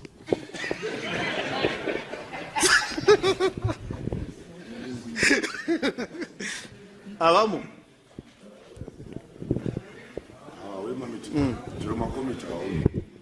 Vane problem vanhu ivava. Havauyi kuma-meeting. Committee, but they always appear busy, but nothing gets bought. And so, mondiudza here kuti shuwa zvinhu zvangozara kwese zvekubaya zvangozara kuparliament, vakatovaka parliament itsva vakatenga, munondiudza kuti mashops acho kwazvinotengeswa hatimazivi. Imi maida kuti zvitengwe kupi? We know the shops and we know where they can be bought. But as I said, we only give the technical specifications of what we require, and then the members' room, as well as Koma Kansela. So we had done all the specifications for those rooms, but then what needed to be done. Can we find a solution to this thing? Because I don't want to understand why it's not being done. Honestly, the day that I understand why you are not doing what is normal is the day I join you in the region of abnormality. And what I just want is for it to be done. If it means going to the shops, dzacho mwaudza kuti respond kana unoenda neadvert pamberi peshop yavo. Ngapa waniko munhu anoenda neadvert pamberi peshop yo, they couldn't be banned. Kana tasha munhu anoresponda, we can do direct procurement on account that people are not responding, isn't it? Yes. Yeah. I don't think it's possible for someone not to respond because but that's what the response you are giving me. Could you are being told that no one responded? Your Worship, yeah, I think Gopo is not the right person to question because here can I some specification and requisition. Between procurement and finance. I think they will find out one answers to say to Timber.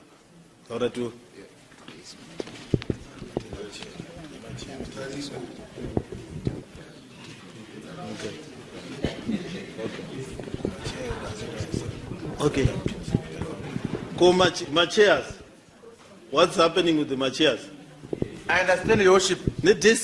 I understand, Your Worship, before 23 August 2023 elections, committee HR and my chairperson takaenda ku showground tikandoratidzwa ma specifications set up your boardroom pakatoita ma deposit ekuti patengwe machair acho. Machair I think ndio ya, if not mistaken, nema tables, ne new setup, inosanganisira also reception. By danger tatu yapande no more than 1.5 years, or nearly 2 years, paitwa deposit. It means kuti mari takadeposit ma chair ne ma table yakatoenda mahara because it's now 2 years, nothing has been delivered. I'm not even getting the sense because the first year townhouse, yes, city of Harare ndio ine matiri munhu wanozvo. Ene mungaona muno mutagara sengetera vana vecrash. Wati mo kuma district office. Now looking for kunana whatever. Now show kunze. So it's a challenge. But I think panoda inya a priority. But the other point and look one point the way we procure our things the council. To focus more on the third parties. I think my suppliers. I think that I'm going to attack my potting clothes. Attack it. Nanga kuzi boots yakasimba. Ye gum boots workers. But then one thing I go straight. It would be easy. One supplier I delay go here. but matenga chakadini chakasimba. This is the same way nechini. Pane ma biggest IT companies ari muZimbabwe. Yokuti adverting kaitwa. Yokuti izvo tinoda kutenga ma IT equipments council chamber. I can assure you, ingaenda even by Twitter or by Facebook page the city of Harare. Vanhu vano respond. Zvokuti vanhu havana kurespond, I don't even believe that. But obviously, I also want to trust maybe ndozvakauzwa.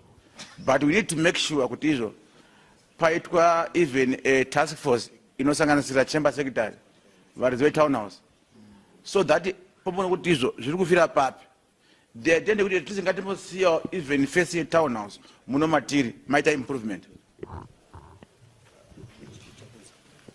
Alright, ngatidai so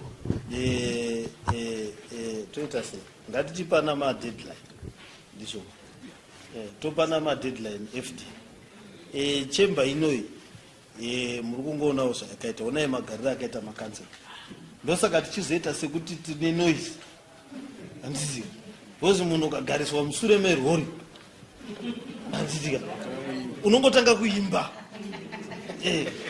nekutuka vari kufamba nekuita sei the moment yaunongonzi wapinda murori saka muno mukaramba muchiita setapinda murori ndosaka vamwe vachizotaura vamwe vachidini vamwe votanga kuimba vamwe votanga kudhensa because panhu paunenge uri panenge pasingaiti kuti ukwanise kuita ma-intellectual discussions ndizvo fangwa kuinda pekuti pane gajeti yako yaunokwanisa kuisa apa waisa gajeti apa yokonekta kuchaja yokonekta kuintaneti inenge irimo mudenga wakagara paya paya newewo uri kutaridza kuti une order mulife yako pawakagara pane order uri kucontributa uri kugadzira zvinhu zvemachi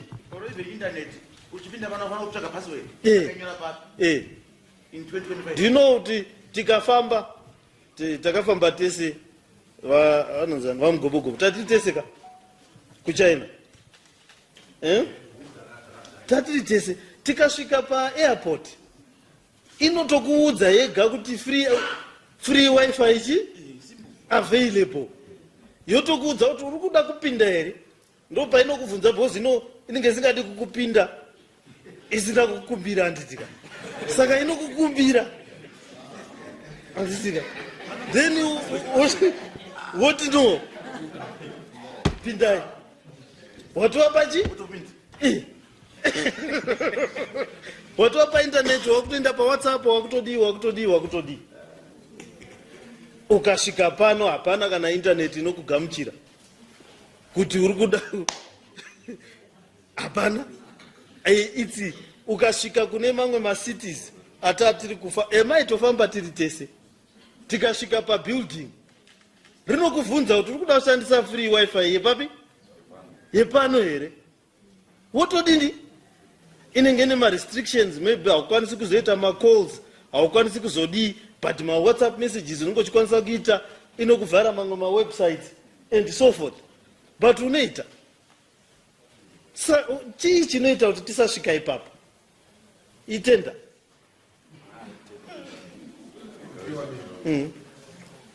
Thank you. Maybe just taking you back for issue here. I'm my indirections, but I think on several occasions in my committee meetings, he has raised and continues to raise the issue here. If I particularly to celebrate at the coming in of the ERP, there are critical offices that they have raised as cinema computers are proper as we speak. There are offices that have failed to handle the large staff owing to issue hardware. So I think the same assistance that we are trying to give is the same assistance that he needs in terms of addressing issue hardware. Because the next time we sit here, I tell you, because ABCD doesn't have a proper computer, which is the situation on the ground now in several offices, probably including even the office here FT. Thank you. Okay. I think let's I think let's have this thing sorted. Ngatipanei deadline. Ita zvemufurniture munomu for how long? FD.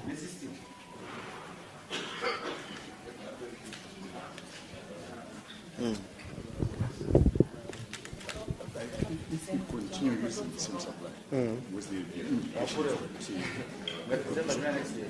that we should be in a position to fully payment by year. I think this is the let's give it to Trikshansa. Until we are using Adam bid.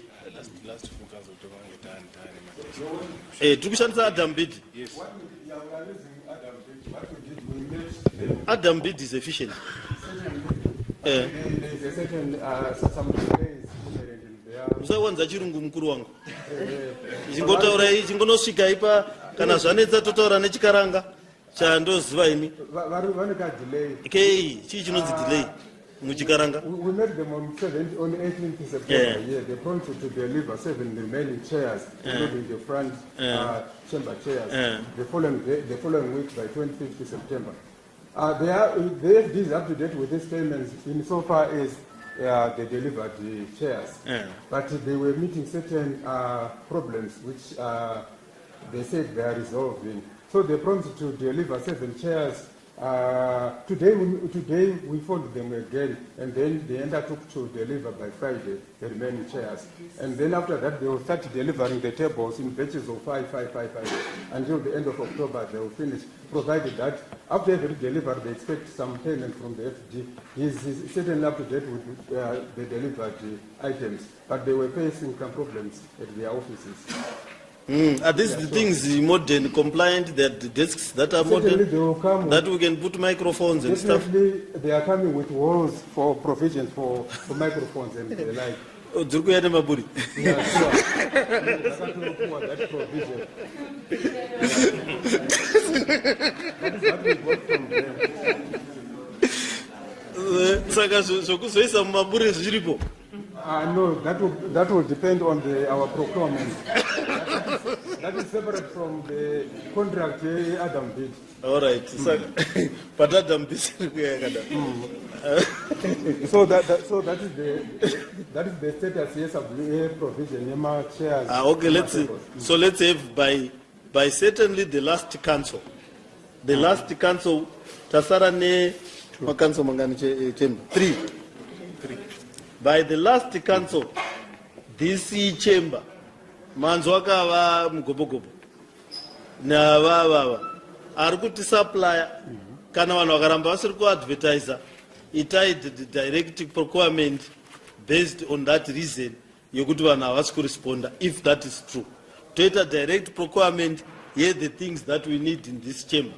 And we must then develop not only an ability to speak, but an ability to record the proceedings verbatim in this chamber, and the ability and functionality to be able to do my translations in this chamber.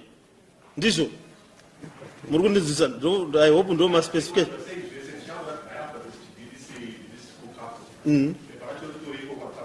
Mundipe. We need the functionality to record, to visualize, to broadcast, transmit.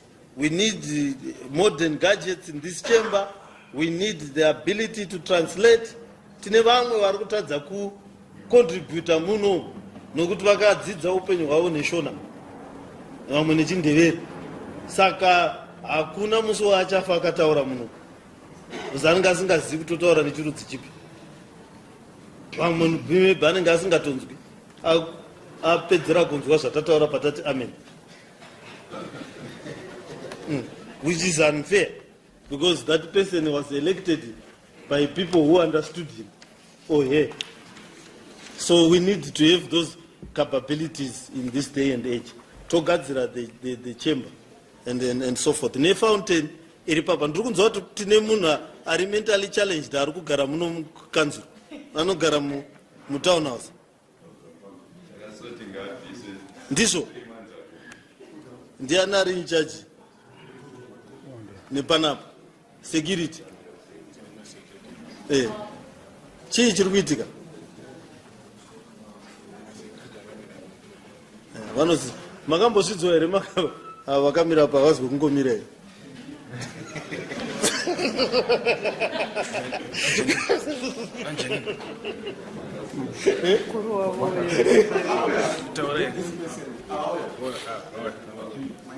Vamanyere. Ndirikunzwa kuti panapa tiri kuti nevisitor aakugara panapa permanently ari mentally challenged. Anoita madrum anenge akagara mumadrums anotorara panapa every day. Ndizvo.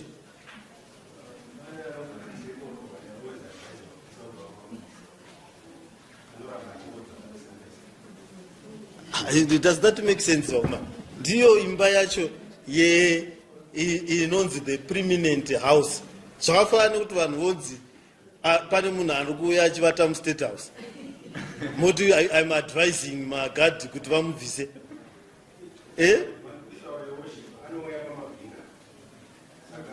Mabhini hazi mupremisi ine. Ari mui? Iye. Saka zvinoita here kuti muyadhi yetownhouse panotoita an area yekuti munhu anenge akatogara ipapo achiwetera ipapo achiitira tsvina yake ipapo ane machira ipapo ovata ipapo panhu pari kugadwa pane mabhini edu tofamba ndichishayiwa kuti ko ndiri kutobva nekoko ndiriona pakaungana pane mabhini pane chakati zvonzi no every day. Is that are we running a normal institution or takatongofanana nemunhu iye?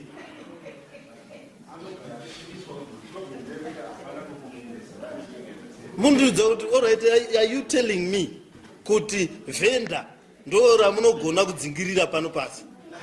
Venda rinodzingirirwa senyoka yapinda mumba, but munhu anouya epeseni asina otorara potoitwa mabhini tototaridza kuti tatova helpless as a council, hatina solution.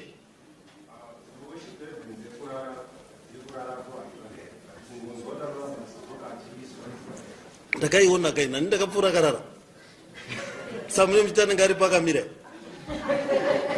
andizomureve muda evidence yakaita sei? What do you mean by evidence?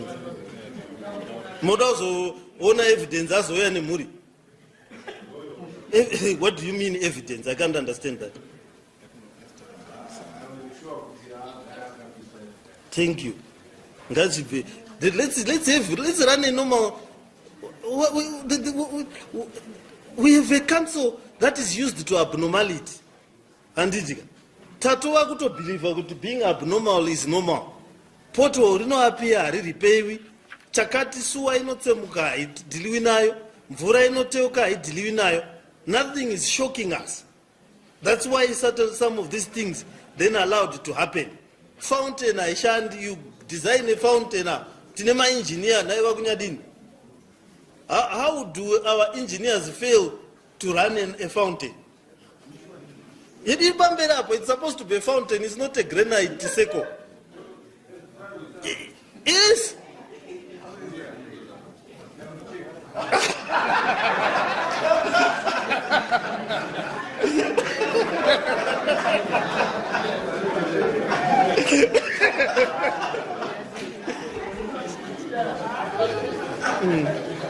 Admin epanapa. Choga ari Omula September. Vajanina. Admin epanapa. Nyaye ye fountain ndakaitaura. Maruva makagona anditika. Pandakatanga kuuya muno mukanso. Ndaipuwa ma explanation yekuti sei maruva asipo. Muchindunza kuti mvura haina pressure. Anditi. Iko zvino I'm seeing loan. Get rid of whoever stays there. That bin area. Azvirevi kuti kana panhu pachinzi pamabhini panofanirwa kutaridza kuti pamabhini. Handiti macities atatravela pamunoisa waste yenyu panenge pari clean, handitizvo? Panenge pane maplastic bins sorting pari clean pari exemplar. Hazvirevi kuti paunoisa marara pako panofanirwa kusviba. Atina fountain. That fountain must start working. Yes, certainly. The mayor andina Lu Murumu.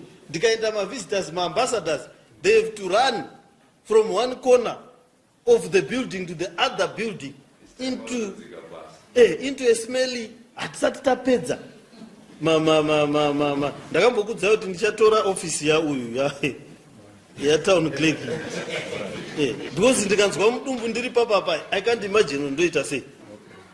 Musiwo ndomhanya nditi vanhu vachitidzura ivi vamwe vari mberi vamwe vakagadha munhu achimhanya kuti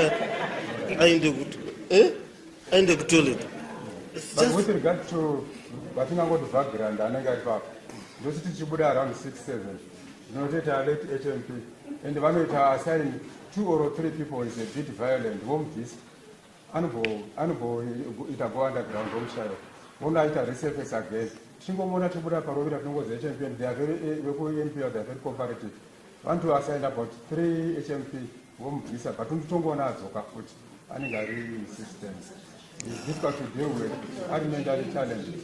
With regard to Founderio, the last follow-up was around the 19 September to follow up na CA.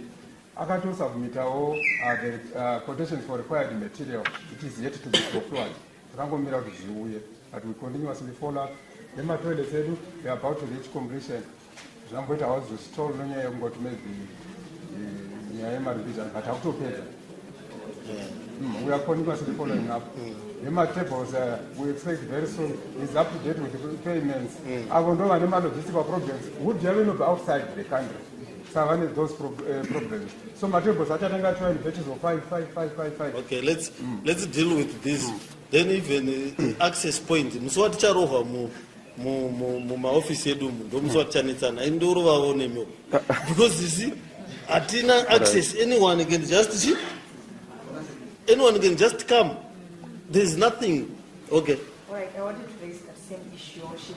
You once raised that issue, you could see the security around town halls. So, and this is the object of Philippine. We are supposed to change and put security fence. Because Burani Zamaka is up on my gate, you see. It's a good question. Could you have been them cut? Decisions have already been made, but we are just waiting for their procurement because decisions were made 2022, 2023, 2024, 2025. Only we are delayed in the procurement. But my request is that every year we bid in the budget and make questions. All right, got chipete. But she delay nazo kuma high school chaiko kwava nemagedhe ekuti munhu anopresa kabhatani rinokuudza kuti red usapinda, button green pinda. Panapa muri kugweja mabush pumps. Pane magadhi pamwe vakadzi havatogoni kuma, pane vamwe vekuti unosvika ipapa andofunga havatogoni kurida iso. Anotanga dana mumwe mukomana kuti auye kuzorisumudza. Iye akamira apa chaiwo kuti ndosumudza sei. So let's just have modern things. It's just and my access points. Munopakwa mota dzakawanda. Imota dzedu dzese dziri muno. Tikabuda panze apa pakansela toshawa pokupaka. Pano vanhu vari kutoita mari nekupakisa muno. So it's just bad if you can't manage your headquarters. How do you manage everywhere else? But anyway, that was the last committee. No, still two. Oh. So we check with list. Concentrate on these two and finish. Joint human resources and general purposes and finance. Well as joint business information and finance. Those are the last two. So we start with joint HR, GPC and finance. We met on the 17th of September. Councillor Mjajati to report in. Thank you. Resolution 1 to 3. There are no issues. Recommendation 4. Item 4. Agreed. Joint information in publicity and finance. Councillor H. Kotora to report in. Thank you. Resolutions 1 to 4. No issues. There are no recommendations, so we are done, Your Worship. Thank you. How are we with the salaries? Are we on track? I think we are catching up. We are catching up. Yeah, the Nostra side we have to catch. HCD, where are we?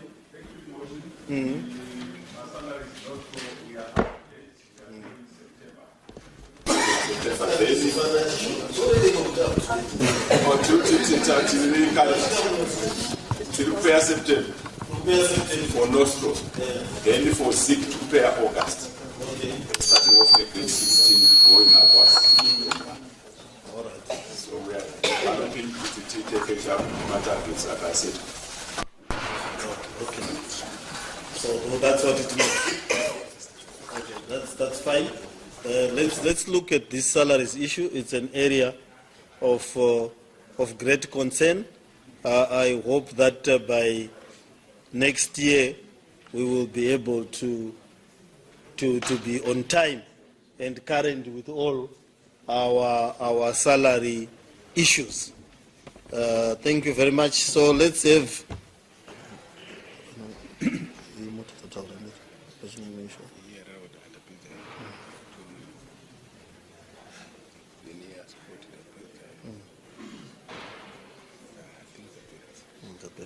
So we are happy with this meeting. Thank you very much. Let's stick to the timelines zatawirirana so that we can alleviate the issues that are affecting the residents, so that they don't take pictures and send them to me. I will come to where the problem is. Can we have a closing prayer?